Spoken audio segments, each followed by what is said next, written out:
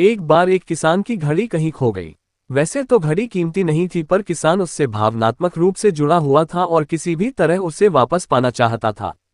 उसने खुद भी घड़ी खोजने का बहुत प्रयास किया, कभी कमरे में खोजता तो कभी बाड़े तो कभी अनाज के ढेर में। पर तमाम कोशिशों के बाद भी घड़ी नहीं मिली। उसने निश्चय किया कि वो इस काम में बच्चों की मदद लेगा और उसने आवाज लगाई, सुनो बच्चों, तुम में से जो कोई भी मेरी खोई घड़ी खोज देगा उसे मैं 100 रुपये इनाम में दूंगा। फिर क्या था, सभी बच्चे जोर शोर दे इस काम में लगा गए। वे हर जगह की खाक छानने लगे, ऊपर नीचे बाहर आंगन में। हर जगह पर घंटों बीत जाने पर भी घड़ी नहीं मिली।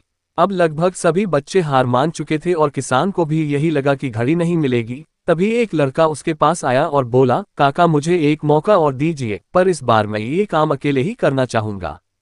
किसान का क्या जा रहा था, उसे तो घड़ी चाहिए थी। उसने तुरंत हाँ कर दी। लड़का एक एक करके घर के कमरों में जाने लगा और जब वह किसान के शयन कक्ष से निकला तो घड़ी उसके हाथ में थी। किसान घड़ी देख प्रसन्न हो गया और अचरज से पूछा, बेटा कहाँ थी ये घड़ी, और जहां हम सभी असफल हो गए तुमने इसे कैसे ढूंढ निकाला?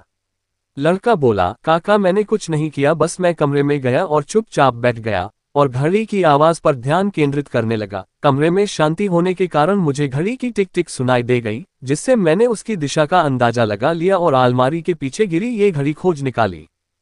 फ्रेंड्स, जिस तरह कमरे की शांति घड़ी ढूंढने में मददगार साबित हुई, उसी प्रकार मन की शांति हमें लाइफ की जरूरी चीजें समझने में मददगार होती है।